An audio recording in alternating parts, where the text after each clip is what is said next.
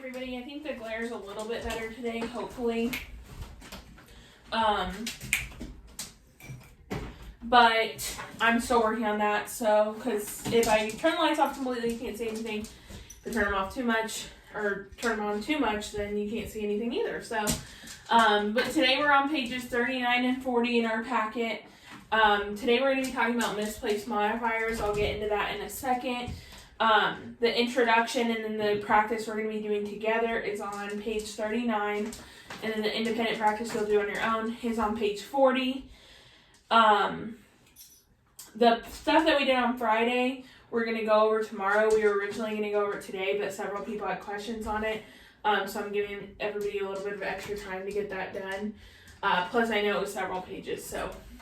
But we will go over those answers tomorrow. So, to start with, misplaced modifiers is a phrase or a clause, which if you forget what a phrase or a clause is, we talked about that last week, or maybe the week before, but you can go back and watch that video.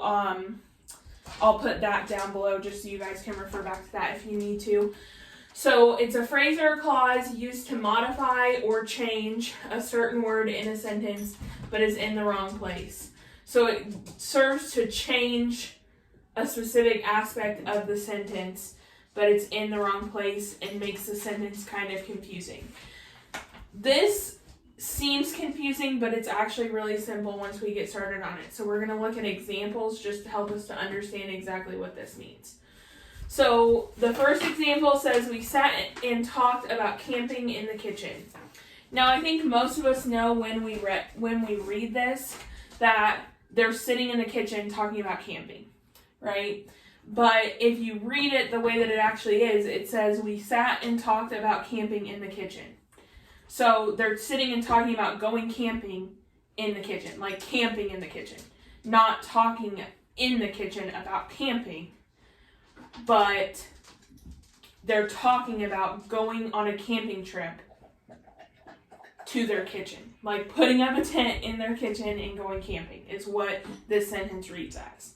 So this is the misplaced modifier. So in the kitchen serves to modify where they sat at. So they sat. Where did they sit? In the kitchen. But here it's misplaced, so it reads that they're going to go on a camping trip to their kitchen. They're going to put a tent up in their kitchen and go camping, which is not what they're trying to say.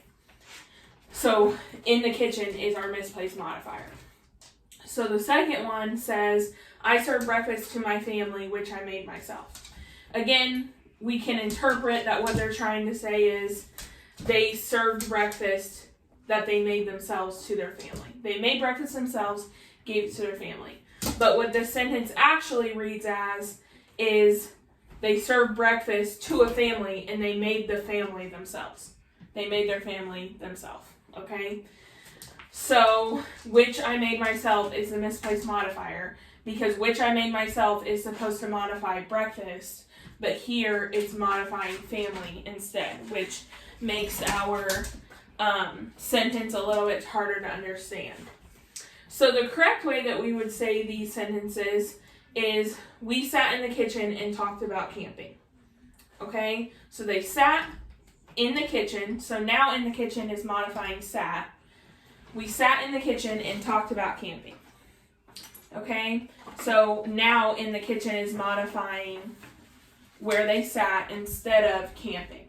So now the modifier is no longer misplaced. The modifier is used correctly.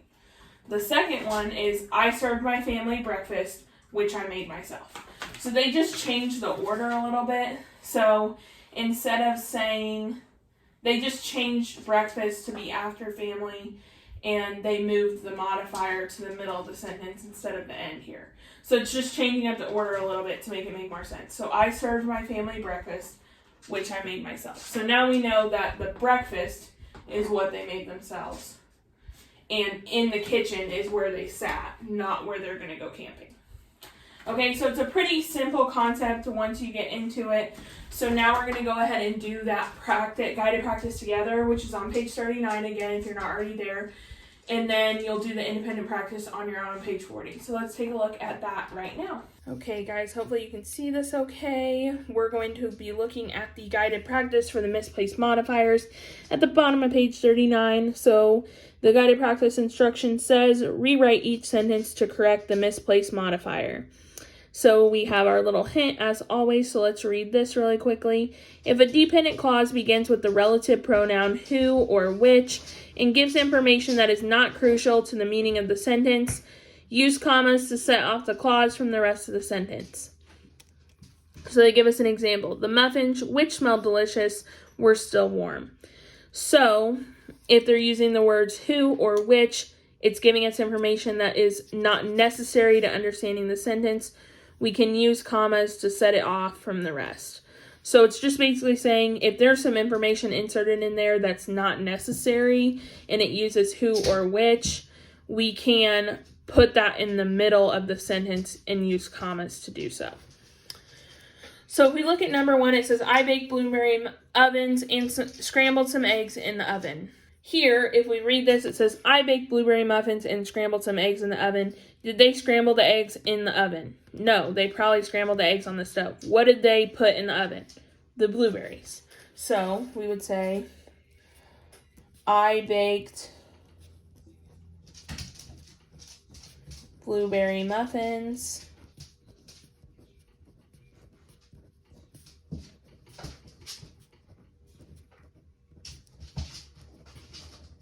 in the oven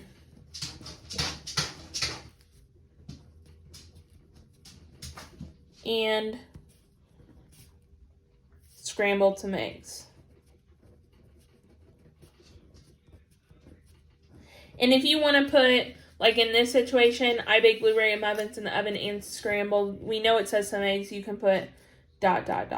Just so, some ellipses, just so you don't have to write the whole thing. It doesn't take up that much room. Because I know I write really big, so I'm not going to be able to fit everything on one line. The next one says, my cousin Rob told us while he ate where he and Josh had camped. Wow, that one is jumbled. That's why this is important. My cousin Rob told us while he ate where he and Josh had camped. Okay, so as you can see, I actually kind of messed up here on number 2. So just make sure that when you're moving that misplaced modifier, you can't just move it anywhere and then it suddenly makes sense, because you could even misplace it again. So again, it says, my cousin Rob told us while he ate where he and Josh had camped. Well, what I changed it to was, my cousin Rob told us where he and Josh had camped while he ate. Well, then the modifier is still misplaced because it sounds like he's saying where they camped while they were eating. So Rob told them about where he and Josh were while they were eating, but that's not what we're trying to say. So I'm actually going to do this on another sheet of paper. That misplaced modifier is while he ate, right? So we're going to actually start with while he ate.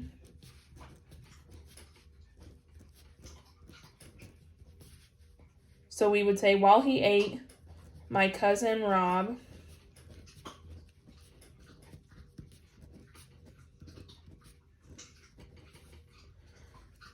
told us, so it would be, while he ate, my cousin Rob told us where he and Josh had camped.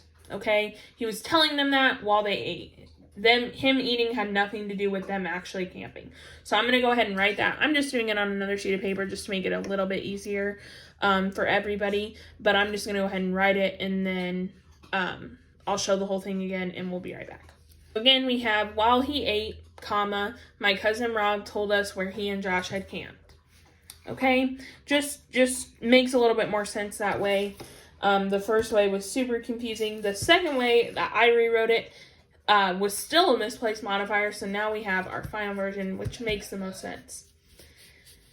So, the next one says, Rob had taken my 9-year-old brother camping, comma, who is in college.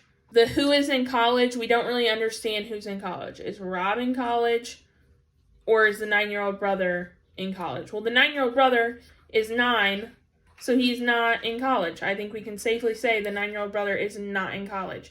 So, who's in college? Rob.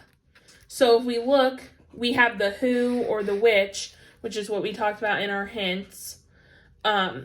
So we have the muffins, which smell delicious, were still warm. Well, who is in college? Rob. So it would be Rob, comma, who is in college, has taken my 9-year-old brother camping. So I'm going to write that, and then we'll cut back and talk about it a little bit more. So let's take a look at number 4. We're almost finished here. Now this is kind of time consuming and yeah, but we got to get through it. Rob had photos of the lovely lake on his phone near their campsite. So it sounds here like the phone is near the campsite. Is the phone near the campsite? No, the lovely lake is near the campsite. Rob had photos of the lovely lake near their campsite on his phone. So, the lovely lake that was near their campsite, he had pictures of on his phone. So, I'm going to write this again, and then we will come back. Rob had photos of the lovely lake near their campsite on his phone. No commas needed, nothing like that. It's just letting us know that the lovely lake is what was near their campsite, not his phone. So the last one says, we put a drawing of the lake on the fridge that Josh had made. Who made the fridge, it sounds like? It sounds like Josh made the fridge. I don't think Josh made the fridge. I think Josh probably made the drawing. So we could say, we put a drawing of the lake that Josh made on the fridge. So I'm going to write that again, and we'll come right back, talk about it a little bit more, and then finish this off. Just leave this here for a minute. Again, for number 5, we put a drawing of the lake that Josh made on the fridge. So the drawing of the lake that Josh made was put onto the fridge, not the fridge that Josh made like it sounded like before. So these are all of our answers for that guided practice that we did together. Now you guys are going to do page 40 on your own. Me and Miss King will be available on Zoom during office hours together. So if you guys have any questions, you can reach out to us on there. As always, you can get me on my Google Voice number also if that Zoom doesn't work for you. And my office hours are 11 to 2, Tuesday through Thursday. But if you can't contact me during that 11 to 2 time period, you can contact me at any time outside of that 11 to 2 at a reasonable hour. Obviously probably not after 8. I probably won't answer at all. But before that, I'll answer. It just might not be immediate. Whereas between that 11 and 2, I will answer you immediately. But if you want to set up a meeting, that way you can guarantee that I can get with you, that's totally fine too. We can work something out. Just please make sure you guys are taking care of yourselves too, because this is a really stressful time for everybody, and we need to make sure that we're staying safe, not just physically, but mentally also. So, again, I'll be in office hours today if you guys have any questions, and if not, I will see you back here tomorrow.